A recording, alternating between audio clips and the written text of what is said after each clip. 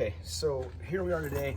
We're going to give you a little bit of install instructions. Well, we've done an install video on mounting our front frame mounted recovery points to the front of your Sprinter. What we have not done is shown you how to actually notch the bumper for these once they're installed.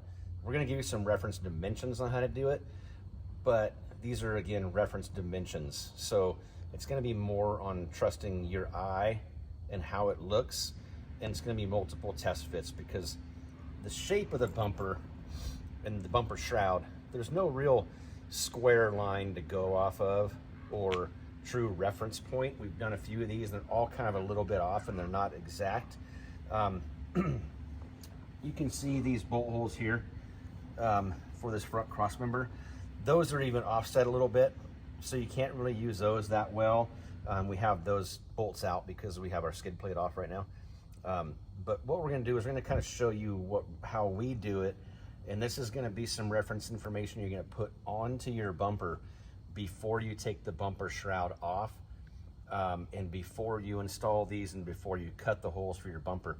Once you take the shroud off and you kind of get it on a bench, it twists and moves and kind of distorts, so it's kind of difficult to do it and reference this on the bench or on some sawhorses because there's no good way to hold it straight. So we try to put these indicators on the bumper before we pull it off. So we're going to kind of walk you through that right now. Okay, so we've got a full install video on actually mounting our frame mounted recovery points for the front of your Sprinter. We've got an install video on those. What we're here today to do is show you how to actually trim the holes for the bumper shroud to go over the frame mounted recovery points. We don't have that in our other video, so what you're going to want to do is you're going to need 3 items here. You need a tape measure, some masking tape, and a Sharpie. You may need a square, like a slide square or even a little framing square, something to give you something to make a straight line with, a ruler or anything like that. This is all for reference, so please don't cut your bumper up based on this. It is something you have to do a little bit of trimming, a little bit of fitting for your own application. We found that the bumpers don't really have any good way to indicate off of them. There's no real, some of the holes in them are a little bit off here and there. They're basically a plastic mold, so you can't really trust anything that's on here. One thing though is the back of the bumper does taper off in 2 different directions. You can kind of feel, and when you have it off, you can sort of see right back in the middle, the kind of the angular change of the mold. So what we do is we mark that with a Sharpie on the van. You want to start marking this bumper on the van before you mount the recovery points. Sorry, I didn't say that in the beginning. When you take the shroud off and you put it on a bench or on sawhorses, it twists and moves and distorts, so your dimensions are not correct. You want to mark these holes on the bumper before you remove the bumper shroud, before you install the recovery points. Find your reference center line. You can put a piece of tape on there, and I kind of reference up to the middle of the license plate or the adaptive cruise control sensor. You can make a long line. Gives you a good center point reference for the bumper. And then we'll put a little crow's foot in the middle of the tape here and one there, and we can mark a center line between the 2. That gives a very rough center of what we're looking at for the bumper shroud. What we're going to do here in this video is show you, once these are installed, the tow hooks, the recovery points I should say, they can be 35 3/4 up to, you know, I don't know, 36 if you wanted to. 35 3/4 inside to inside.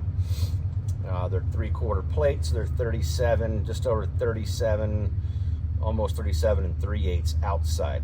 Okay, so what you want to do is, knowing these dimensions, these are pretty fixed, pretty much. You can take those dimensions on ours and assume that 35 3/4 to the inside. You're going to take your half of that. You're going to go from your center line, and you're going to want to mark half of 35 3/4 out here for your first edge of your cut.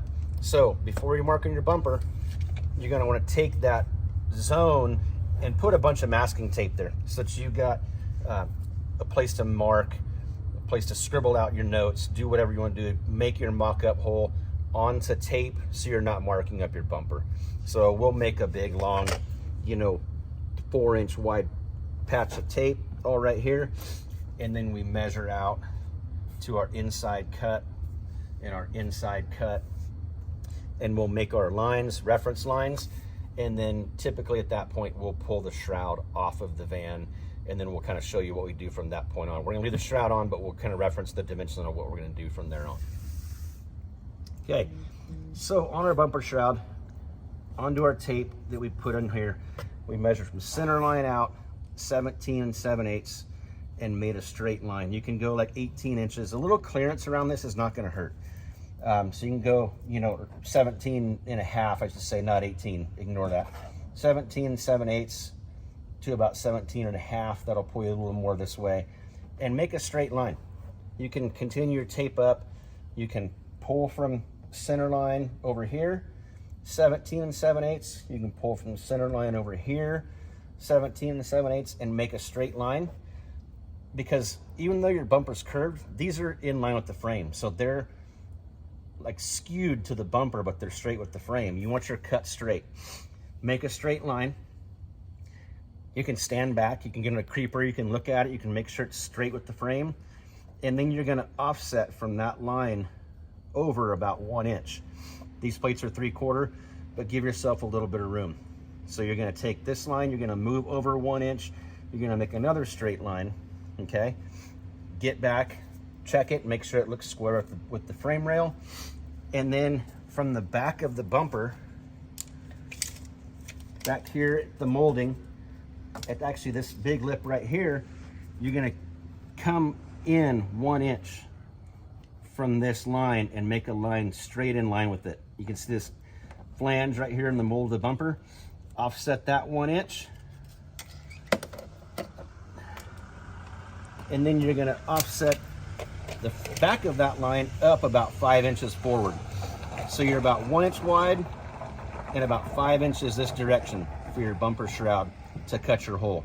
You can lay that out on your tape and go ahead and make your lines on both sides and stand back and look at it and make sure it looks correct. Make sure it's in line with the frame, and then you should have a good enough reference to begin with to go ahead and pull the bumper shroud off, get it set aside, install your recovery points, trim your bumper in. What we do at this rectangular portion, at the corner of each rectangle, we drill a round hole, and then we trim all the lines in with a jigsaw, clean them up, test fit, and then we can expand our hole open if we need to a little bit. But those are good reference dimensions to get you started on trimming the bumper shroud for our frame mounted recovery points.